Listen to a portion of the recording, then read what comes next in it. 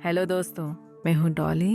Let's go. Jiah Khan की मौत एक बहुत ही दुखद और रहस्यमय घटना है जिसने न सिर्फ उनके परिवार बल्कि बॉलीवुड इंडस्ट्री और उनके चाहने वालों को भी चौंका दिया था।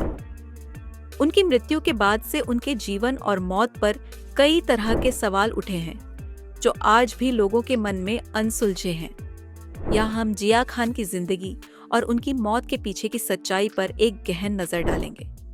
जिया खान का असली नाम नफीसा खान था। उनका जन्म 20 फरवरी 1988 को न्यूयॉर्क, अमेरिका में हुआ था, लेकिन उनका पालन पोषण मुंबई में हुआ था। जिया का परिवार फिल्म इंडस्ट्री से जुड़ा हुआ था। उनकी मां राबिया खान एक फिल्म अभिनेत्री थीं। जिया को बचपन से ही अभिनय में रुचि थी और उन्होंने बहुत कम उम्र में इस क्षेत्र में अपनी पहचान बनाने की कोशिश शुरू कर दी थी। जिया खान ने अपनी फिल्मी करियर की शुरुआत 2007 में राम गोपाल वर्मा की फिल्म निशब्द से की थी। इस फिल्म में उनके साथ अमिताभ बच्चन थे और उनका रोल भी काफी विवादित और बोल्ड था। फिल्म में जिया का किरदार एक किशोरी का था जो एक वयस्क से प्यार करती है। यह फिल्म आलोचकों के बीच काफी चर्चा का विषय बनी और जिया को अभिनय में अपनी जगह बनाने का मौका मिला। 2010 में उन्होंने अक्षय कुमार की फिल्म हाउसफुल में भी एक महत्वपूर्ण भूमिका निभाई थी जो दर्शकों में काफी पसंद की गई। जिया खान का व्यक्तिगत जीवन भी हमेशा मीडिया में चर्चा का विषय रहा। उनकी कई निजी जिंदगी की बातें अक्सर खबरों में आती रहती थीं। खासकर उनके और अभिनेता सूरज पंचोली के रिश्ते के बारे में काफी बातें की जाती थीं। सूरज पंचोली के साथ उनका नाम जुड़ा और इस रिश्ते के बाद दोनों के बीच कई उतार चढ़ाव भी आए थे। जिया खान की मौत 3 जून 2013 को मुंबई में उनके घर पर हुई थी। उनकी मौत के बाद पहले तो इसे आत्महत्या मान लिया गया था, लेकिन उनके परिवार ने इस मामले को हत्या का मामला बताते हुए पुलिस से जांच की मांग की। जिया खान की मां राबिया खान ने दावा किया था कि उनकी बेटी का मर्डर किया गया था, न कि उसने आत्महत्या की थी। इस बात ने मीडिया और आम जनता में एक बड़ा विवाद खड़ा कर दिया था। बाद जिया खान के शव के पास एक नोट मिला था जिसमें उन्होंने अपनी निजी जिंदगी और दर्द का जिक्र किया था।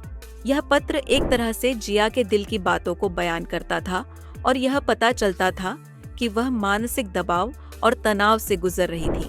इस पत्र में जिया ने अपनी जिंदगी में हो रहे विभिन्न संघर्षों का जिक्र किया था जिनकी वजह से वह गहरे अवसाद में थीं। जिया खान की मौत के बाद पुलिस ने शुरू में इसे आत्महत्या का मामला माना, लेकिन जिया के परिवार का कहना था कि उनके साथ कुछ गलत हुआ है। जिया की मां राबिया खान ने पुलिस से लगातार यह मांग की थी कि इस मामले की पूरी तरह से जांच की जाए।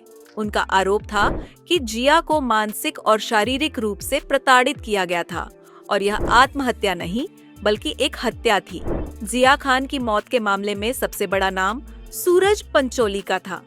वह जिया के साथ रिश्ते में थे और उनका नाम इस केस में बार बार सामने आता रहा। शुरुआत में सूरज पंचोली को पुलिस ने संदिग्ध के रूप में गिरफ्तार किया था, लेकिन बाद में उन्हें जमानत मिल गई। इस पूरे मामले में कई अनसुलझे पहलू थे जिनकी वजह से इस मामले पर ज्यादा ध्यान दिया गया था। जिया खान की मौत के बाद पुलिस ने कई जांचें की और सूरज पंचोली से भी पूछताछ की गई। इस दौरान कई चीजें सामने आईं जिनमें जिया के मानसिक स्वास्थ्य और निजी जीवन के बारे में कई चौंकाने वाली बातें सामने आईं। हालांकि अदालत में इस मामले की सुनवाई चलती रही और कई सालों तक यह केस मीडिया में चर्चा का विषय बना रहा। जिया खान की मौत के बाद उनके परिवार ने न्याय की लड़ाई जारी रखी। उनकी मां राबिया खान ने कई बार अदालत का दरवाजा खटखटाया और इस मामले की तफ्तीश की मांग की।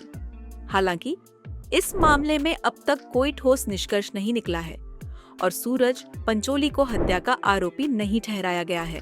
जिया खान का जीवन बहुत ही छोटी सी अवधि में काफी उतार चढ़ाव से भरा हुआ था। उन्होंने फिल्मों में अपनी जगह बनाई, लेकिन उनके जीवन में कई व्यक्तिगत संघर्ष भी थे जो उन्हें मानसिक तनाव और अवसाद की ओर ले गए। उनकी मौत के बाद इस पूरे मामले पर सवाल उठे और जिया की मौत के कारणों को लेकर कई प्रकार के अनुमान लगाए गए।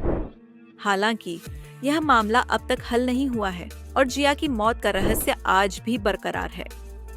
उनके परिवार और उनके चाहने वाले चाहते हैं कि इस मामले का सच्चाई सामने आए। लेकिन यह समय ही बताएगा कि क्या कभी जिया खान की मौत के बारे में पूरी सच्चाई सामने आ पाएगी।